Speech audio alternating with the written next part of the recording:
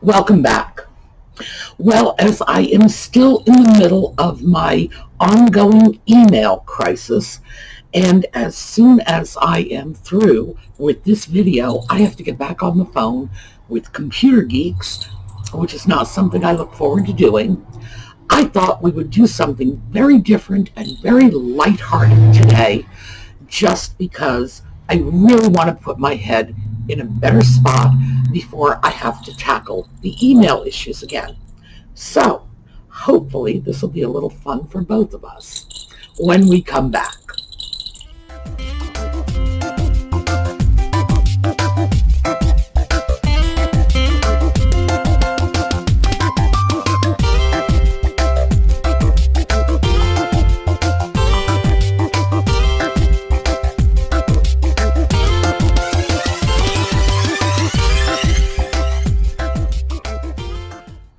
Okay, I thought, because I get a lot of questions in the comments, that you might like it if I shared with you 5, I don't want to say interesting, I'm not sure they're interesting, strange and different things about me that I'm betting you don't already know and wouldn't guess if I gave you all year.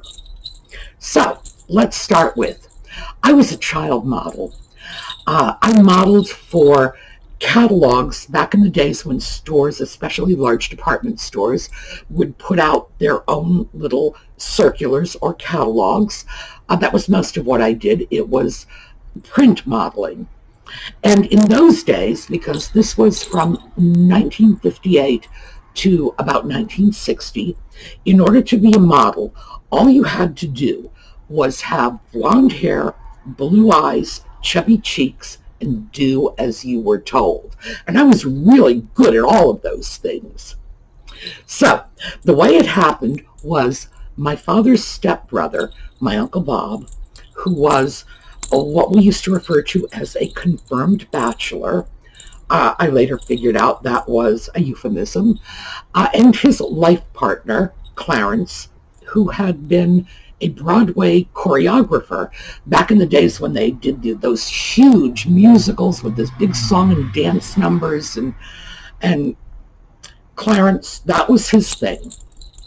And because Uncle Bob and Uncle Clarence had no children of their own, which back in the 1950s I did not understand, but became very obvious to me in years to come, they would sort of spoil me. I was kind of adopted by them. And they would take me off to big department stores in New York or wherever and buy me these gorgeous frilly dresses. And then Clarence would choreograph the fashion show.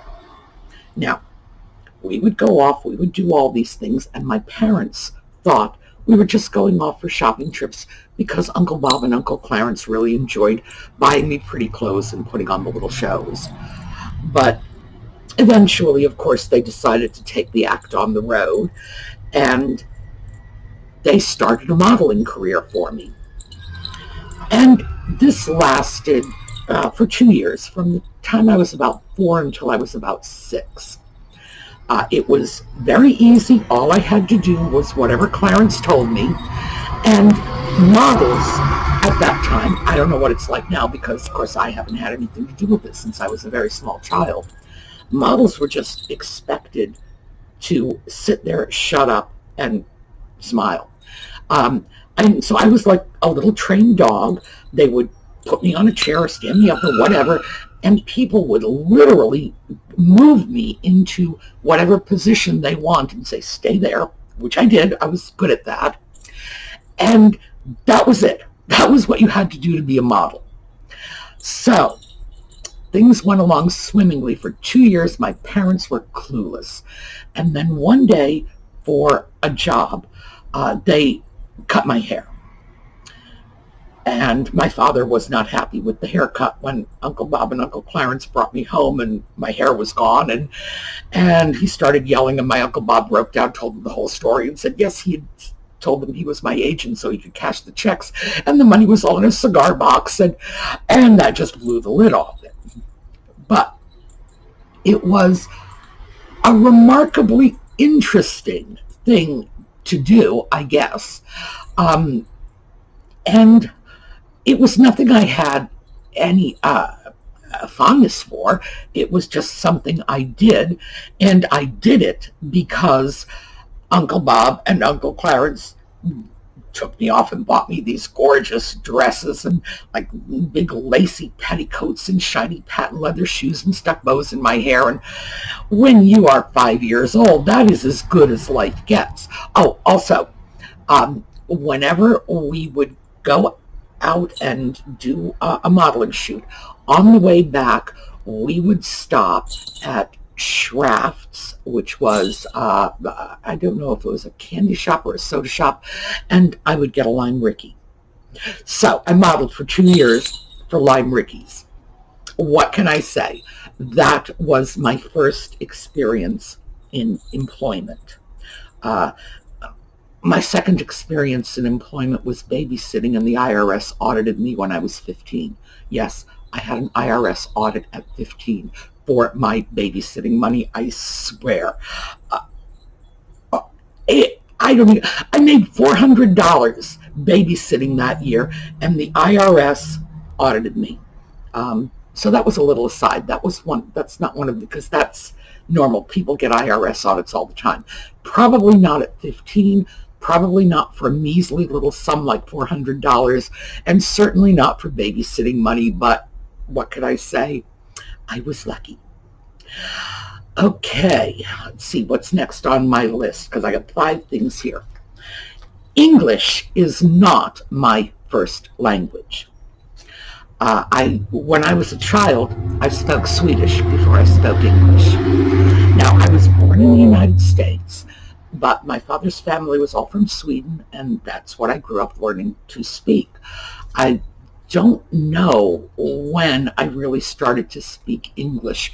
It was certainly not until I was at least 7 or 8, because I can remember going into school and having no clue in the world what people were saying to me.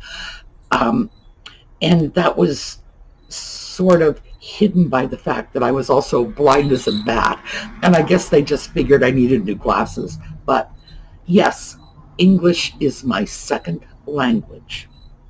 And ordinarily, I don't see that as a problem or an issue, but it has been at times. When I applied to graduate school, for example, one of the schools I applied to, and it was the school I ended up going to, had asked if English was my first language. Now, usually, they ask things like, is English your native language? Or, were you educated in the United States? Things like that. But this particular university wanted to know if English was my first language. And so I replied no. It didn't even occur to me to lie about it. And it slipped through the cracks for some reason. And somewhere in the middle of my second semester in grad school, the fact that I did not speak English as a first language emerged. And the administration office sent a note to my faculty advisor, who called me into his office and said, obviously there was a mistake made. Blind girl wrote the wrong thing in the wrong box. And I said, no, actually, that is true. English is not my first language. And he said, well, you speak English. You were born in the United States. You were raised in the United States. There's no question about what language you speak. But the university is going to require that you take an ESL test, English as a second language. And, you'll have to take an exam. And I thought, okay, I'm pretty sure I can pass it. And he's like, look, this is a waste of your time. It's a waste of the university's time. It's a waste of the university's resources. So I'm just going to say, you're blind. You made a mistake filling out the form. It's not a problem.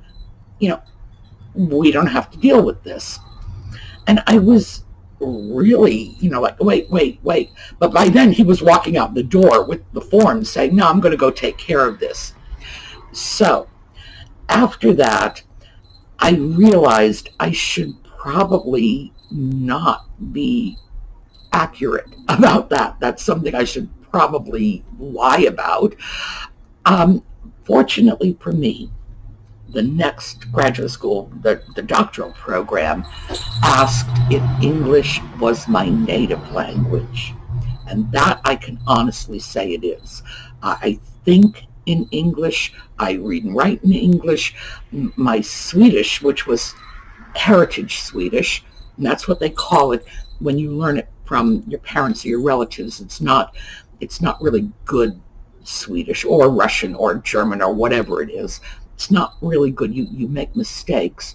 And I never learned to read or write it, which I work on now, which is why whenever you may see comments when someone will post, if they post from a Scandinavian country, I will shoot right back. Swedish, Danish, Norwegian, anything. Just please let me practice on you.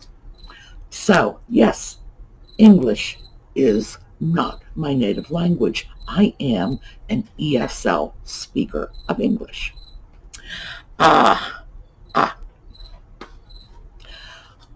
am not a teacher, even though many of my degrees, my graduate degrees, no, not all of them, but some of them are in education. I was not a teacher formally, officially, although I have taught. I was a social worker. And in fact, that's one of the reasons that I chose to get degrees, graduate degrees in education. If I had gotten an MSW, a Master of Social Work, they would have taken me out of the field. I would not have been able to work directly with a population. I would have been stuck in an administrative position, and I was not going to do that. That was, I don't know. I don't know what most social workers will tell you, but I can tell you that's not why I got into the field, to go push papers. So my, I don't want to say my client population. That's what the administration always called them. I always referred to them as my ladies, because I always felt that calling them my clients was somehow demeaning. Even though lawyers have clients, hairdressers have clients, I am a client of my lawyer, a client of my hairdresser. I don't feel degraded by that. I did feel that it degraded my ladies to call them clients. To this day, I really can't say why, but it just did not sit well with me. So I did not want to be removed from direct contact with my ladies. That was what it was all about for me, that direct person-to-person contact, in order to deal with what was going on in their lives and give them the skills they needed to deal with it for themselves, because that was the goal. That, you want to assist the population you are serving to become independent, and you want to make yourself obsolete. You want to make sure that, if you've done your job right, they no longer need a social worker. So that's one of the reasons I actually went into education, because I was afraid that a degree specifically in the field in which I was working would take me out of the field in which I was working. But my specialty was always adult education. I love basically just adult basic education, dealing with people who have no education, people who are functionally illiterate, who cannot write a check, cannot do basic mathematics, because that's an opportunity to teach someone to love learning, to want to do more after they have the basics, to wish to pursue it further. So I always taught informally through different programs, through the social service departments and so on. But as a teacher, no. That was just coincidental. Although I am qualified and I can do it, I mean, I certainly have the education for it. It's not something that I chose to do formally. Also, I never had any interest in teaching children. Teaching children is not a challenge because they are children and they are stuck with you. So if they don't like the way you are teaching, there's nothing they can do about it. If an adult doesn't like you as a teacher, if they don't feel you are giving them what they need, they can walk away. So you really have to be responsive to the needs of your student population if you're teaching adults. And I like that. It's a challenge, and it provides a lot of built-in incentives. As one of my professors in grad school used to say, adults vote with their feet. They don't like what you're doing, they walk away. Never lose sight of that. So, and I hope I never have. Oh, and on that subject, what I always wanted to do from the time that I was very small was I wanted to be an artist. I know, you're saying to yourself, a little blind child wanted to be an artist. Yes, I did. I had zero talent. My grandmother and my great aunt used to collect all of the dreadful little drawings I would do. I'm sure my grandmother did it out of love, and I'm sure my great aunt did it because she didn't know any better. She had a long-term relationship with a guy named Jack Ryan, which is probably, by the way, one of the most common names of the greater Boston area. And Jack Ryan was a very prolific and totally untalented artist. That man made me look like Botticelli. 5 years old, the stuff. Jack used to tell me my stuff was great, but he was terrible at himself, so what did he know? And again, my great aunt thought my stuff was great, but after all those years with Jack, what did she know? But that was what I wanted to do. That was my career goal. That was my career goal right up until when I went into college. I really thought I wanted to be an artist, and then one day it just occurred to me that when you can't see, visual arts are really not in the cards for you. So I thought that was just, I don't know, I guess maybe interesting. Number 5, I am an ordained minister. Bet you didn't know that one. Nobody does. I have very close friends who don't know that. And the reason for that is because if people find out you are a minister, then suddenly they think, oh, I swore. And they'll catch themselves and they modify their behavior. I shouldn't take a drink. And, it's like, oh, well, yeah, and they'll just look at you. I love Jesus. It's like, come on. That's not who I am. I always refer to that as a legacy of my misspent youth. But yes, it's non-denominational. I do not have a church. I have never had a church. I have no desire to have a church.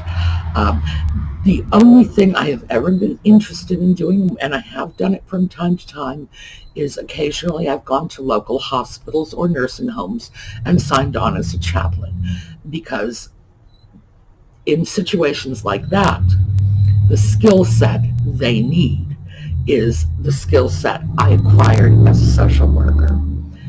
What people in hospitals or nursing homes, situations like that, need is someone to talk to. That's all they're really looking for, just someone who will listen to them. So, yeah. All right. So, 5 things about me that I'm betting you didn't know.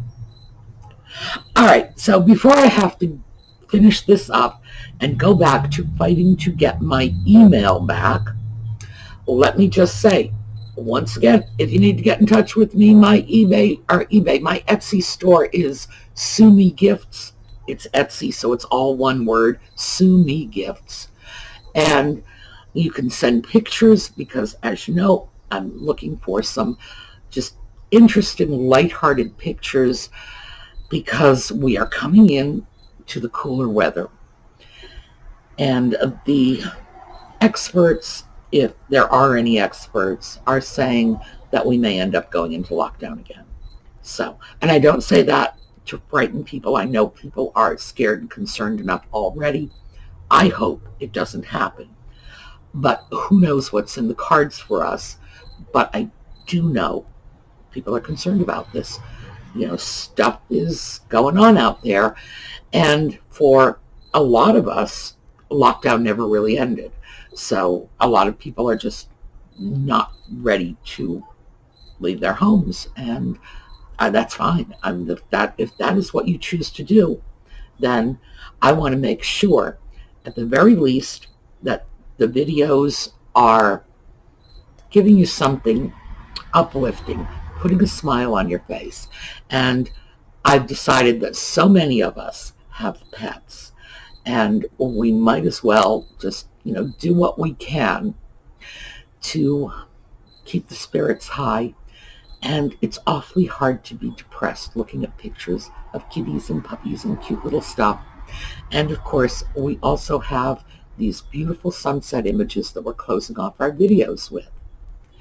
So that is what's going on. Hopefully, we will see you all tomorrow. That's when we will be announcing the winner from the last shop spotlight, and that was Amy's Amazing Accoutrements.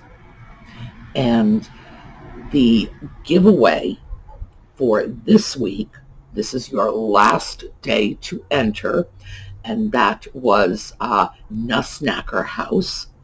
And remember, you enter that contest by sending in, and all of this information is in the video rules where to send it. Go to the Nusnacker House website, and you could contact them through Facebook also. Just let them know what your favorite vacation spot is. So definitely enter the giveaway. I want to say we're going to have a shop spotlight for you, a new one again this Sunday. But I can't promise that because of the email situation. Hopefully, fingers crossed, but we will see what we will see. And if it doesn't happen, then just please accept my apologies. As soon as I can sort this out, we will be back in business. All right. Have a fantastic day, everyone. And we are going to sign out with some pictures. I have a couple of pictures of Audie, and I thought I would do some Audie pictures this time. I have a couple of pictures of Audie. My landscaper's little girl came over to play with him, and he had a wonderful time. He loves playing with children. She has animals, so it's okay with her that he's used to playing with a pit bull, so he can play rough because even though the pit bull was very gentle, she was also a lot bigger than he was, and he would end up nipping just to get her attention. So got a couple of pictures of Audie playing with a little girl, and then we will close off with our sunset pictures. I will see you all tomorrow. Have a great day.